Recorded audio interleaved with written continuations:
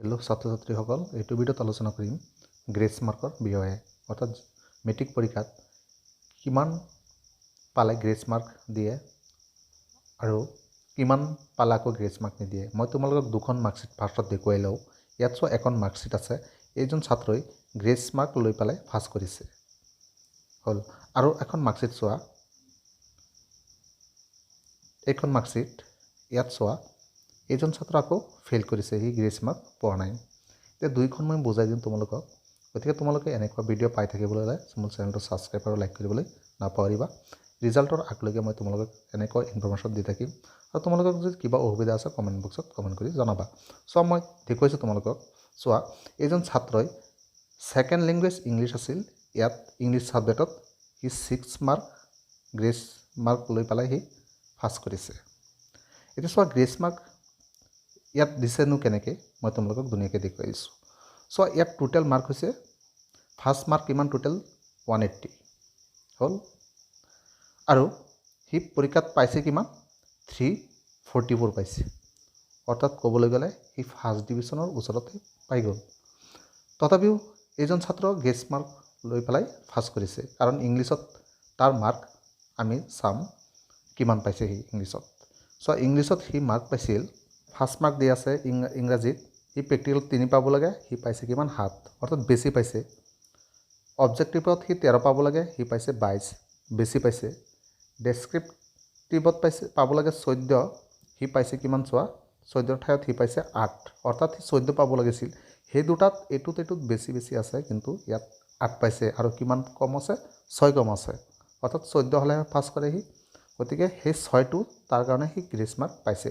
এতিয়া এইজন ছাত্ৰক গ্ৰেছ মাৰ্ক কিয় দিছে চোৱা, মই তোমালোক দেখুৱাই আছোঁ।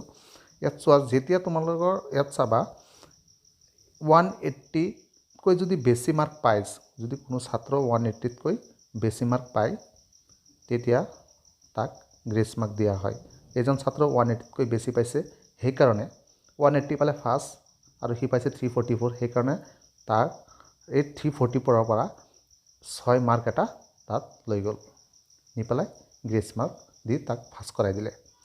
এতিয়া এই 340 গ্ৰেছ মাৰ্ক এক্সট্ৰাকৈ নিদিয়ে, এই টোটেল মাৰ্কৰ পৰাই তাত 6টো এড কৰি দি গ্ৰেছ দি পাছ কৰাই দিয়ে। কিন্তু সেইজন ছাত্ৰই আকৌ ফেইল কৰিছে। কিয় ফেইল কৰিছে সেইটো তোমালোকক দেখুৱাই দিছোঁ। চোৱা, এইজন ছাত্ৰ চোৱা, 180ৰ পৰা এইজন ছাত্ৰ 187 পাইছে।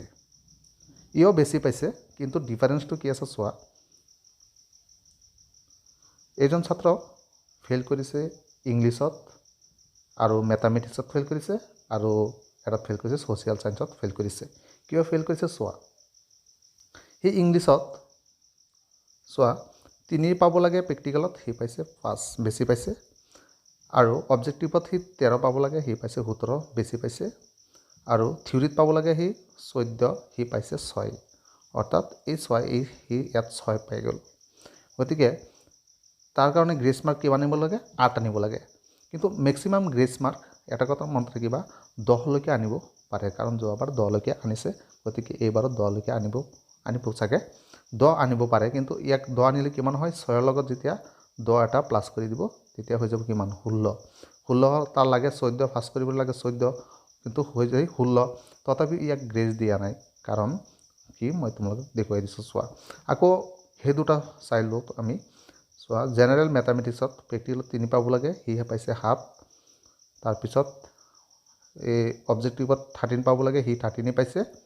আৰু ডেছক্ৰিপটিভত সি 14 পাব লাগে, সি 5 পাইছে। গতিকে ইয়াৰ কাৰণে গ্ৰেছ মাৰ্ক আনিব পাৰিলেহেঁতেন 9, কিন্তু অনা নাই। কিয় অনা নাই চোৱা, কাৰণ তাৰ লাগে কিমান, 10 লাগে, তাত লাগে 6 আছিল, তাত লাগে কিমান, ইয়াত চোৱা, এই ইংলিছত তাৰ লাগে 8 লাগে হ'ল। আৰু ইয়াত লাগে কিমান, 14 পাবলৈ হ'লে 5 পাইছিল। জেনেৰেল মেথামেটিক্স ডেছক্ৰিপটিভত 5 পাইছিল, 14 লাগে, ইয়াত লাগে 9, 8 নহয় কিমান হ'ল, 17। আৰু এটা আছে তোমালোক, সেই তাৰ এটা ফেইল হৈছিল। আকৌ জেনেৰেল ছায়েন্সত সি ফেইল মাৰিছিল। ছায়েন্সত সি পাব লাগিছিল 14ৰ পৰা সি পাইছে কিমান, ইয়াত 2 পাইছে, অৰ্থাৎ ইয়াত লাগে আৰু 12।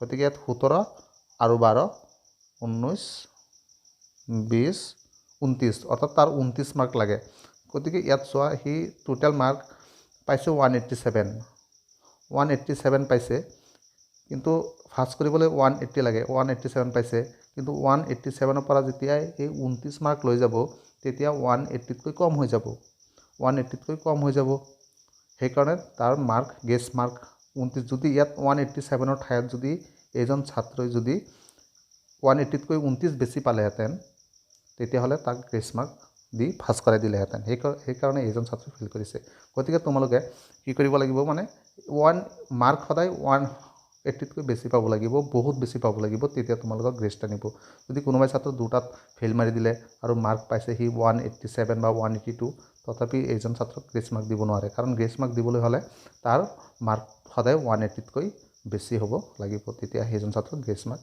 দি পাছ কৰাই দিব